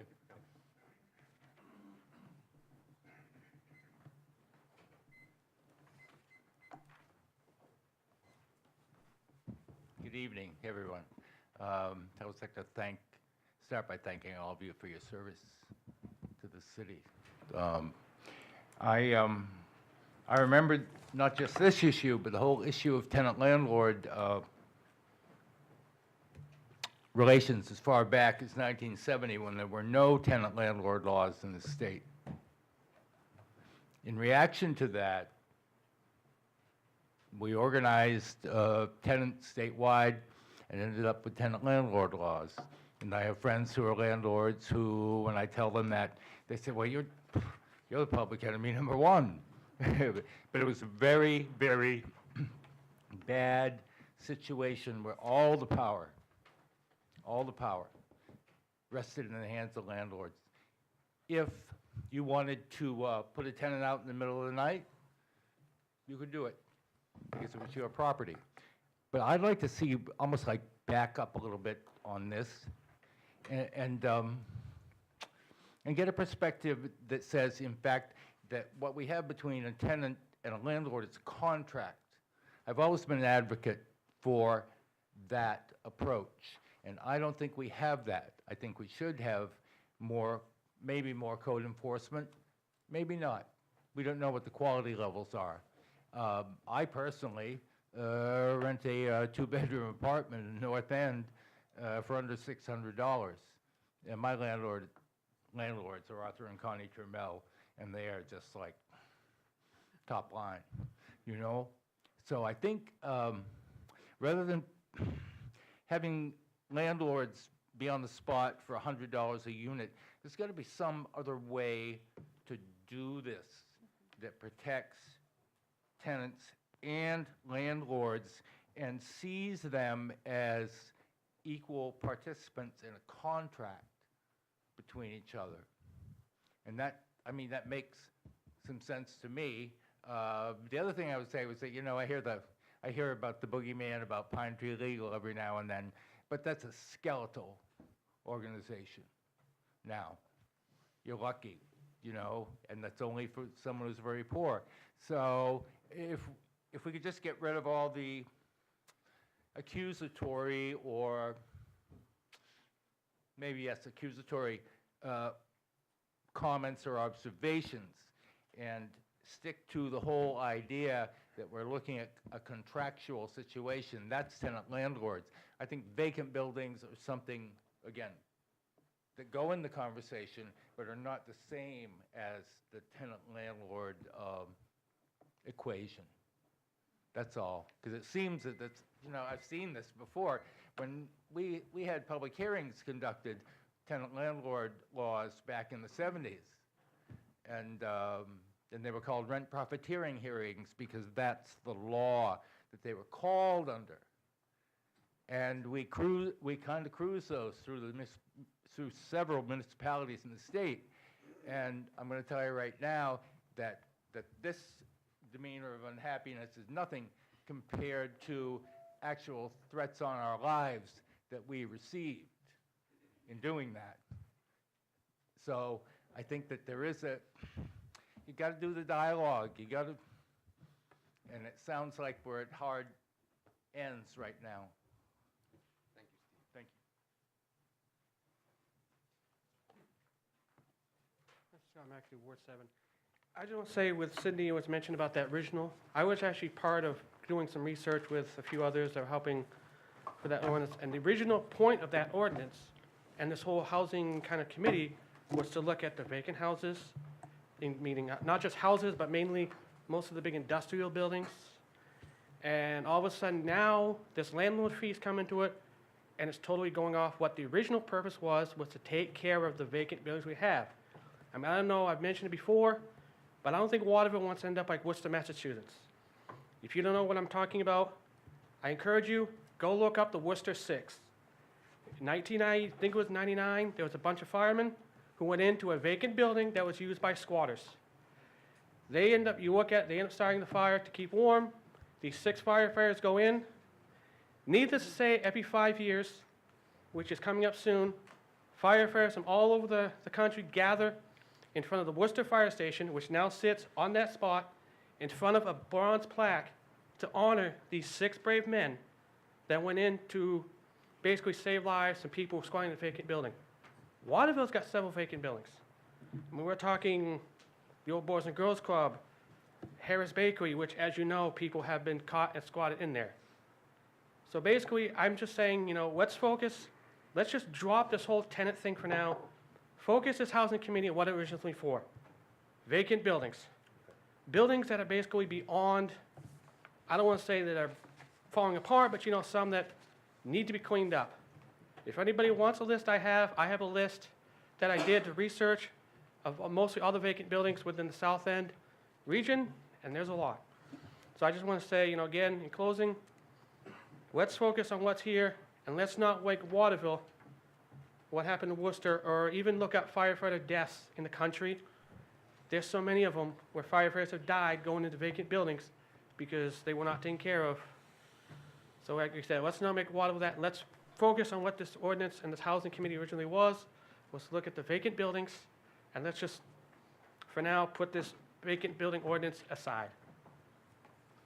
Okay, just want to make it clear, we're just voting on establishing a committee. That's all we're doing, right? Yes. There's no money. There's Okay. no money and there's no ordinance. And I'm going to be on that with Not yet. Sydney, No, but we're not, Jackie. we don't have an ordinance. Okay, just the committee. All right. Move to vote. Yes. Second. Paula? Oh. Yes, you come up.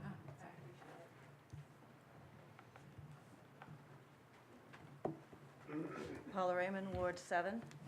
And about a year ago, we started to do some serious research on vacant and abandoned buildings, and also developed a concern for tenant issues.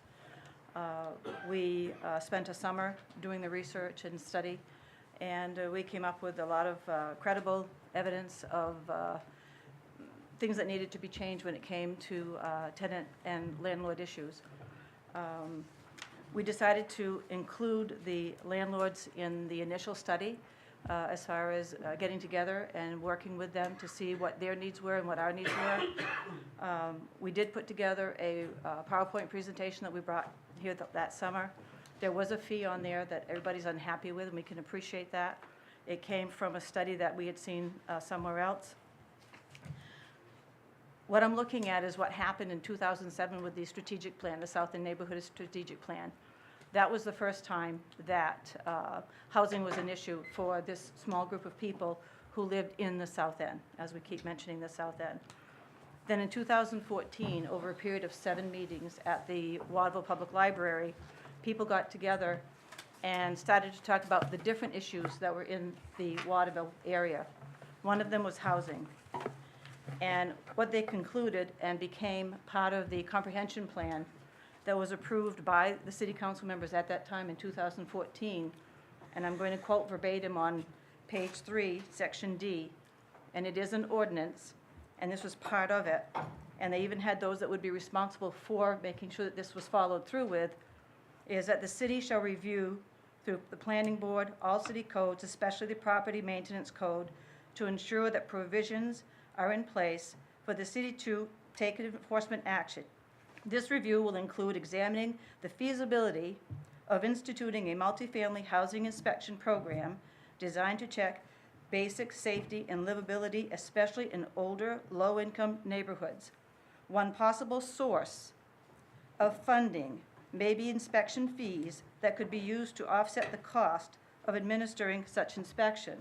So it's not anything I made up, or the South End Neighborhood Group made up, or the Quality of Life Committee made up. It's something that comes from a comprehensive plan that everybody in the city was invited to attend. There were 7 sessions, 2014, at the Waterville Public Library. It goes on to say, the city shall also work in close cooperation with existing agencies that already have inspection programs, such as the Waterville Housing Authority or KVCAP, in order to avoid duplication of effort. So that's there in an ordinance in the comprehensive plan. no one came to the meeting that we put together in the summer to cause any kind of commotion or trouble. I believe every one of us here, all of us here, can say that there are some properties that are below livable conditions that people are actually living in.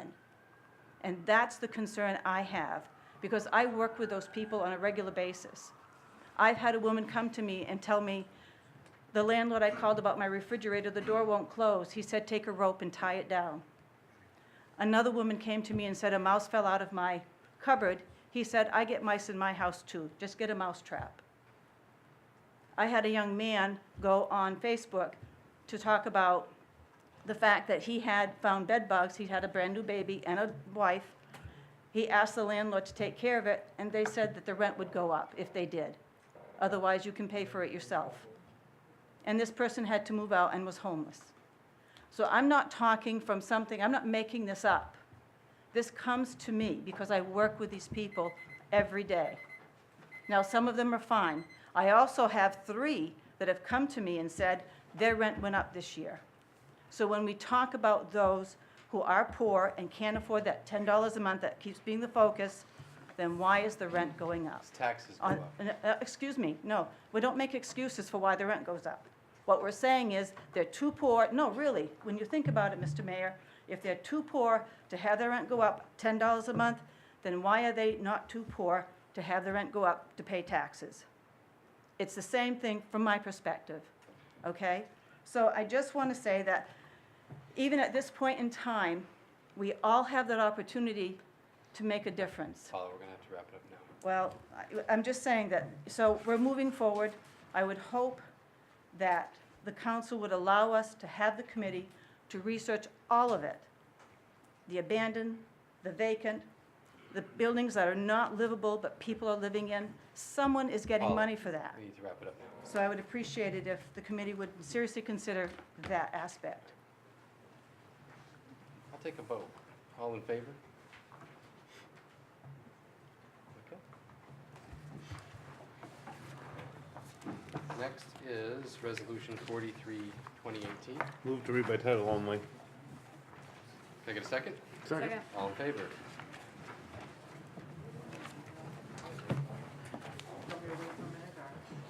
Just rip it.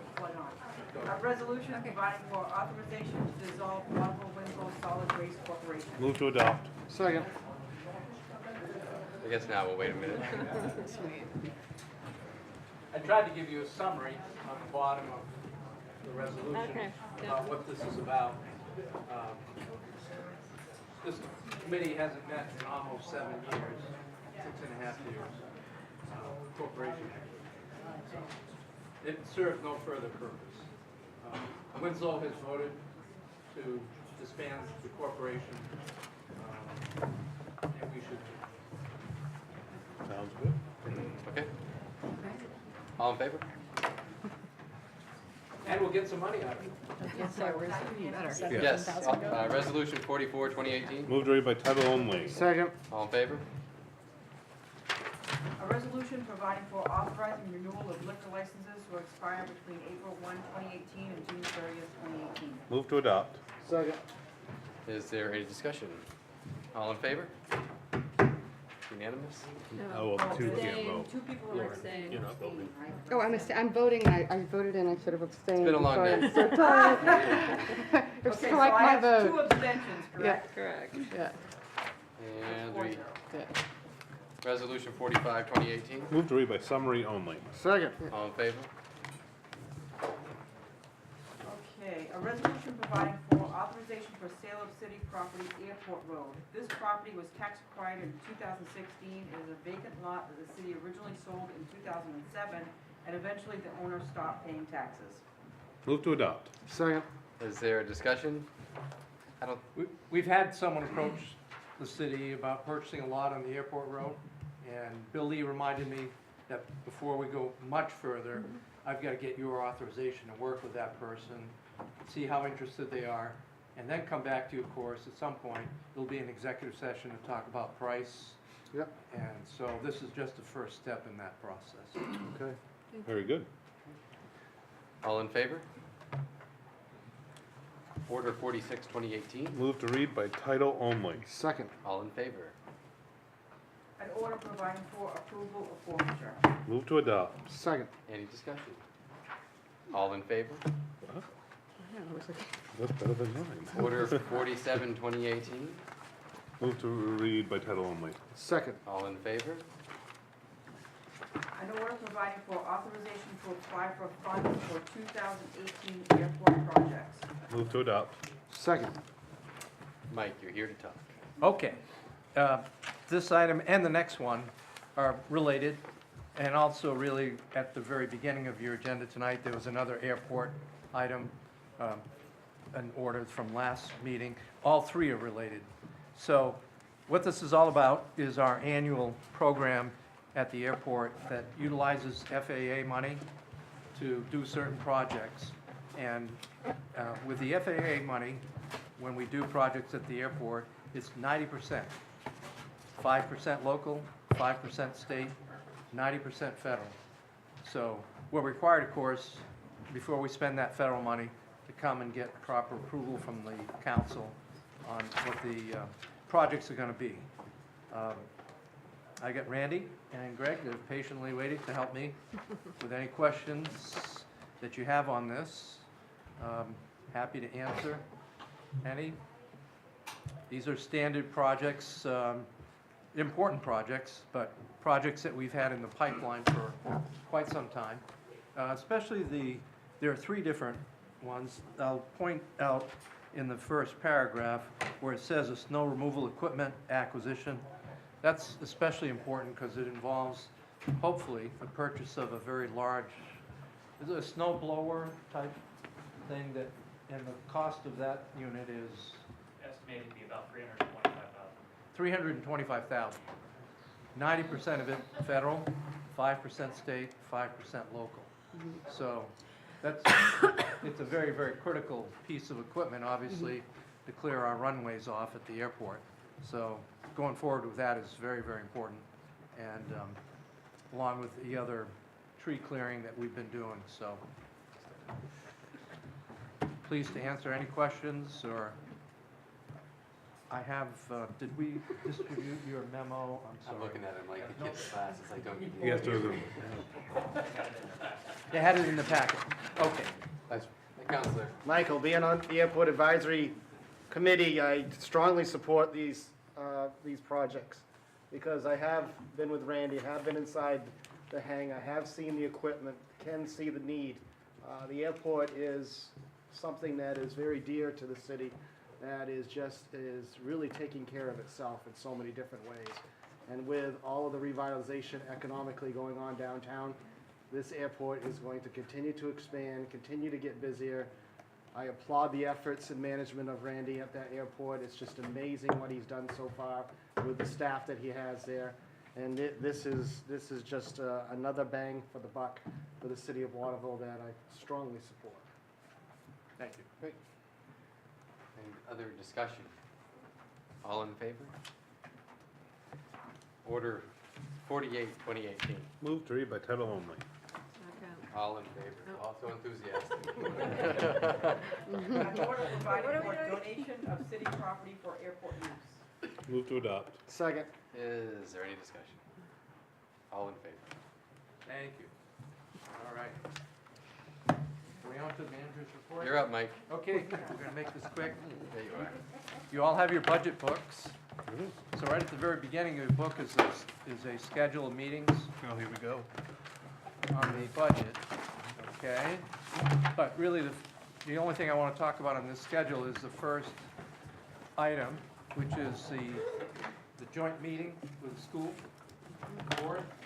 We're required by our charter to have a meeting with the school board prior to getting into the budget. So what they propose is next Wednesday night. We tried for next Tuesday night. They couldn't do it. Wednesday night, the 14th, 5:30 at the school. This is the 13th. They're going to serve a dinner. Some of you on the council, the last time we did this, We did a little, no. we did something here. It's the 14th. In the past, the school. Students are marching out, we're marching in. That's correct. No, this says March 13th. The lie. Yeah, it says March 13th. on It's, the- Yeah. does. They couldn't do March Oh, 13th. all right, okay, So Move it's to the 14th. okay. Is anybody At 5:30? at 5:30? What's on the menu? I don't know what's on the menu, I'll be there. but it'll be good. There's food. Okay. I remember there was food 2 years ago, and then we didn't last year, did not break bread. So it's in the vocational Because building? it's awkward Yeah. anyway. Vocational building, right? Yes. I'll make sure you get the directions to the cafeteria. It's not the regular school cafeteria, it's the other. Tech center, tech center. Right. Yeah. Everybody okay? Wednesday. And you can actually go there and get 7 lunch any o'clock? day if you pay the fee for it, and it's very, It's not great. actually really good. And the food's really good. All right. What's the next thing? So it's not 7 o'clock, There's it's something else? 5:30. Okay, I'm just gonna say Heather. quickly on foreclosures. Fortunately, we only had two, and one was a vacant lot, and the other foreclosure was a two-family house on High Street. We're still hoping, excuse me. We're still hoping that the bank comes forward with paying that foreclosure because they're in the 30-day grace period. So by March 14th, we're hoping that that foreclosure doesn't happen. They come in and pay.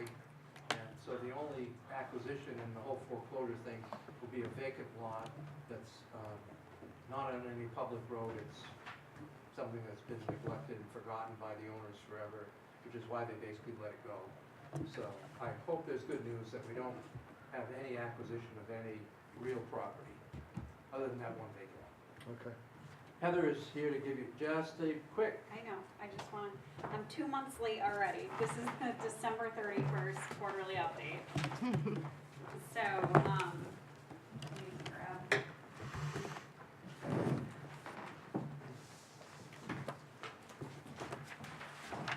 So real quick, this budget is on track.